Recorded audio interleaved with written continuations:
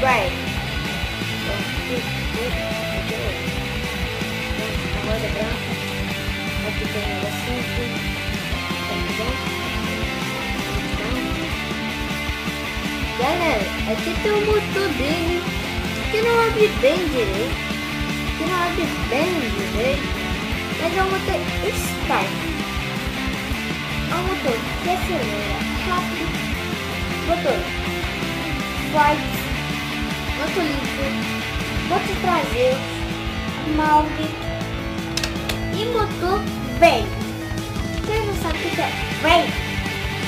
Tipo, tem um lápis, eu comprei, passou 2047, sou 30 anos, tô com 12 anos, 37, galera, 12 anos, eu tô sem lápis velho, e tá velho, isso, motor velho. E aqui é um traseiro muito bonito, traseiro bem bonito, aqui ó. É alto, é alto. Aqui, ó, tem uma pontinha.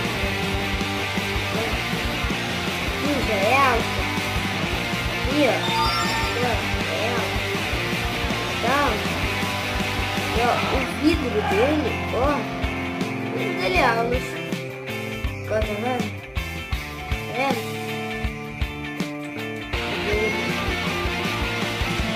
É o Ferroz Bag. Se você achou esse carro, vai na descrição, é um carro errado. E se vocês acharam, galera, não tá fazendo errado. É porque, olha a roda dele, galera. Olha.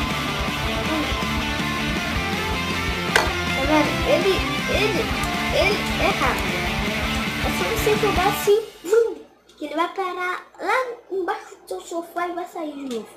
Galera, é muito pica que dá pra vocês abrir. Então, vai deixando esse like.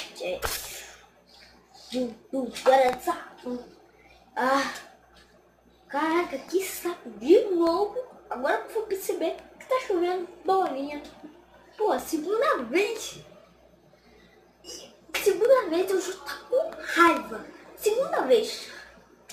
Nada vai adiantar nesse canal, velho.